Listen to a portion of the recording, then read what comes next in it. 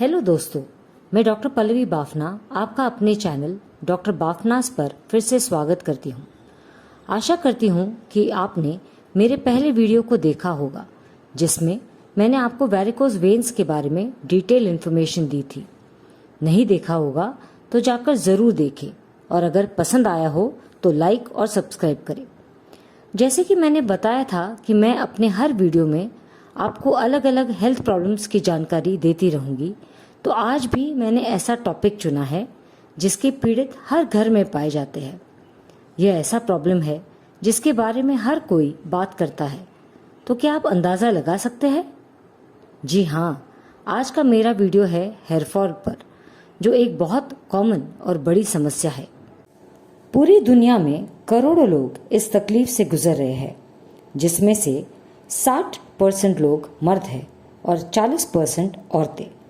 लगभग 85% मर्द अपनी ज़िंदगी में हेयर फॉल से त्रस्त होते हैं और इनमें से 25% मर्दों को 21 की उम्र से ही बाल झड़ने की तकलीफ शुरू हो जाती है।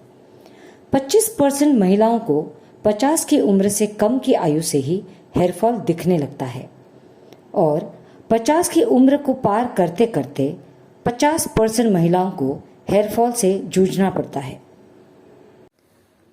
तो चलिए इस वीडियो में हम जानेंगे कि हेयर फॉल क्या होता है या किसे कहते हैं, हेयर लॉस या बाल झड़ने के क्या क्या कारण होते हैं, आप कैसे जान सकते हैं कि आपके बाल झड़ने का कारण क्या है, बाल झड़ना कैसे रोक सकते हैं, उसके लिए कुछ सिंपल टिप्स की भी बात करेंगे। हेयर फॉल के लिए जनरली क्या ट्रीटमेंट ऑप्शंस होते हैं और अंत में जानेंगे हमने डेवलप किया हुआ एक साइंटिफिक सॉल्यूशन जो हेयर फॉल रोकने में काफ़ी फायदेमंद है। तो चलिए शुरू करते हैं। हेयर लॉस या हेयर फॉल किसे कहते हैं? रोज़मर्रा की ज़िंदगी में बाल तो सभी के झड़ते हैं। 50 से 100 बाल गिरना तो आम बात है। इससे ज़्यादा झड़ने लगे तो वह चिंता का विषय बन सकते हैं। और ज़्यादा स्पेसिफिकली कहे तो अगर इन झड़ते हुए बालों की जगह नए बाल न आए तो वह गंजापन का कारण बन सकता है। हमारे सिर पर लगभग 1 लाख से ज़्यादा बाल होते हैं। यह हमारे शरीर का सबसे तेज़ बढ़ने वाला टिश्यू है। बालों का स्ट्रक्चर कॉम्प्लेक्स होता है। मैं इसे आपको थोड़ा सिंप्लीफाइड वे में जितना ज़रूरी है उतना बताती हूँ। हर बाल एक हेयर फॉलिकल में से जन्म लेता है। हेयर फॉलिकल एक टनल शेप का स्ट्रक्चर होता है जिसके निचले भाग में हेयर रूट होता है। स्किन के ऊपर दिखने वाले बालों के पार्ट को हेयर शैफ्ट कहते हैं। ब्लड वेसल्स बालों के रूट्स में जितना ज़रूरी ऑक्सीजन और न्यूट्रिशन होता है उसे प्रोवाइड करता है। हेयर फॉलिकल्स के निचले हिस्सों में मसल्स और नसें भी होती है। जानते हैं कि बाल क्यों झड़ते हैं? जैसे हर जीव, चाहे वह पशु, पक्षी या पेड़ पौधे, हर कोई जन्म लेकर अंत में मृत्यु पाता है, वैसे ही बालों की भी एक लाइफ साइकिल होती है। अब जानते हैं बालों के जन्म से अंत तक का सफर। हर एक बाल एक फॉलिकल में से जन्म लेता है। 2 से 8 साल तक वो एनाजेन फेज में रहता है जिसमें वह बढ़ता रहता है और फिर धीरे धीरे 2-4 हफ्तों में उसका बढ़ना धीमा होने लगता है। इसे कैटेजन फेज कहते हैं। फिर आता है टीलोजन फेज या रेस्टिंग फेज, जहां बालों का बढ़ना बंद हो जाता है। वह 3 महीने से 1 साल तक इस रुकी हुई अवस्था में रह सकता है, जिसके बाद वह झड़ जाते हैं या फॉलिकल से अलग होकर गिर जाता है। उसकी जगह फिर नया बाल ले लेता है। एक फॉलिकल इसी तरह अपनी पूरी लाइफ टाइम में 10 से 12 बाल उगा सकता है। किसी एक समय में 90% सिर के बाल एनाजेन फेज में होते हैं और बाकी 10% कैटेजन और टीलोजन फेजेस में होते हैं। अब जानते हैं हेयर फॉल के अलग अलग कारण। सबसे बड़ा कारण है आनुवांशिकता, जिसको मेडिकल लैंग्वेज में एंड्रोजेनेटिक या एंड्रोजेनिक या पैटर्न हेयर लॉस भी कहते हैं। 95% आदमियों में और 50% महिलाओं में हेयर फॉल इसी कारण से होता है। फिर है एनवायरमेंटल फैक्टर्स जैसे स्ट्रेस, धूल और प्रदूषण, या पानी की पुअर क्वालिटी, या पानी में कैल्शियम ज़्यादा होना जिसे हम हार्ड वाटर कहते हैं। मेडिकल प्रॉब्लम्स या बीमारियों के कारण भी हेयर लॉस होता है, जैसे खून में रेड ब्लड सेल्स या हीमोग्लोबिन की कमी, न्यूट्रिशन या पोषण की कमी, thyroid problems, hormonal imbalance, scalp में इन्फेक्शंस जैसे डैंड्रफ या scalp psoriasis, diabetes, high blood pressure या एलोपेसिया एरियाटा। कुछ मेडिकेशंस या दवाइयों के साइड इफ़ेक्ट्स या दुष्परिणाम से भी बाल झड़ सकते हैं, जैसे depression, cholesterol, BP, arthritis, cancer में लगने वाली दवाइयाँ। इन सब के अलावा भी कुछ कारण जैसे बालों का सही ख्याल ना रखना, बार बार बालों पर स्ट्रॉन्ग केमिकल ट्रीटमेंट्स करवाना, बालों में डाई लगाना, बाल को टाइट बांधना, ऐसे कई वजहों से भी बाल झड़ने लगते हैं। अभी मैं हर एक कारण को विस्तार से समझाती हूँ।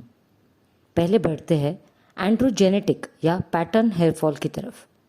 इसे हेरिडिटरी हेयर फॉल भी कहते हैं। 95% आदमियों में और 40 से 50% महिलाओं में हेयर फॉल इसी कारण से होता है। इसे पैटर्न हेयर लॉस इसलिए कहते हैं क्योंकि इसमें हेयर फॉल का एक पैटर्न दिखता है। जैसे आप देख सकते हैं कि आदमियों में सिर के सामने वाले दोनों साइड से बाल झड़ने लगते हैं, जो एक एम आकार ले लेता है। आगे चलकर सिर के ऊपर बीच में बाल झड़ना शुरू हो जाता है और एक यू आकार लेता है। बाद में चल के पीछे और कुछ साइड के बाल रह जाते हैं, जो आगे चलकर पूरे झड़ भी सकते हैं। औरतों में यह पैटर्न अलग है। बालों का झड़ना जनरली सिर के बीच वाले हिस्से से या मांग से शुरू होता है और चौड़ा होता रहता है। इसमें पूरा गंजापन तो नहीं आता, पर बाल बहुत पतले हो जाते हैं। चलिए अब समझते हैं पैटर्न हेयर लॉस या एंड्रोजेनेटिक हेयर लॉस का कारण। इसे एंड्रोजेनेटिक या एंड्रोजेनिक हेयर फॉल इसलिए कहते हैं क्योंकि इस हेयर फॉल का कारण जेनेटिक या आनुवांशिक तो है ही, पर इसका मुख्य कारण एंड्रोजेंस है। एंड्रोजेंस यानी वह हार्मोन्स होते हैं जो मेल्स में या आदमियों के शरीर में मुख्य रूप से पाए जाते हैं। महिलाओं के शरीर में इनका प्रमाण कम होता है। एंड्रोजेंस का main role male reproductive system को डेवलप करना होता है, पर एंड्रोजेंस हेयर की ग्रोथ साइकिल पर भी असर करता है। जानते हैं कैसे? टेस्टोस्टेरोन ये नाम है एक मेन एंड्रोजन या मेल सेक्स हार्मोन का।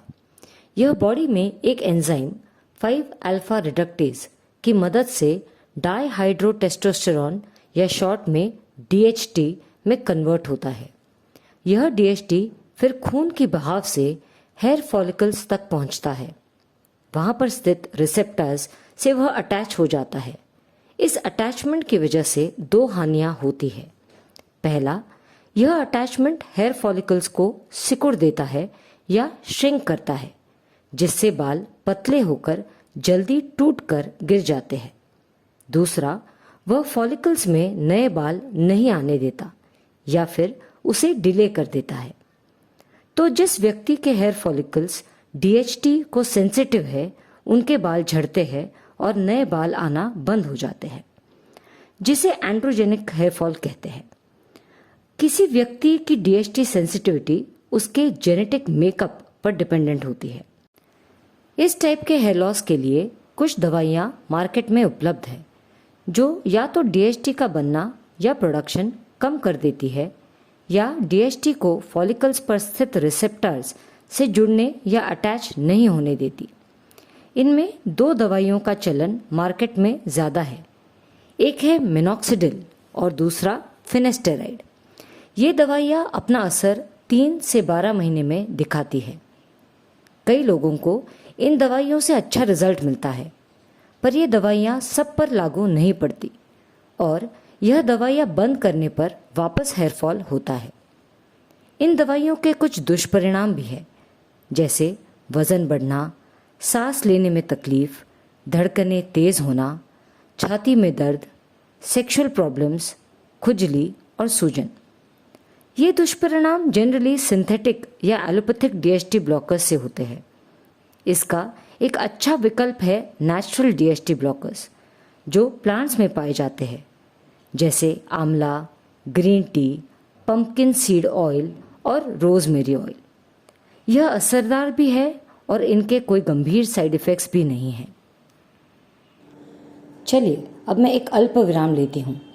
अगले वीडियो में जो इसका दूसरा भाग होगा, मैं आपको हेयर फॉल के अन्य कारण विस्तार से बताऊंगी। साथ ही मैं बताऊंगी कि कैसे जानें कि आपके हेयर फॉल का कारण क्या है, जिससे आप उसको सही से ट्रीट कर पाए। वीडियो के अंत में मैं आपको एक असरदार हेयर फॉर्मूला भी सजेस्ट करूंगी। तो चलिए आज के लिए इतना ही, फिर मिलेंगे मेरे अगले वीडियो में। अगर ये वीडियो पसंद आया हो तो ज़रूर लाइक और सब्सक्राइब करें। हमारी वेबसाइट www.priorityherbals.com को ज़रूर विज़िट करें और कोई प्रश्न हो तो priorityherbals@gmail.com पर लिखें। Thank you.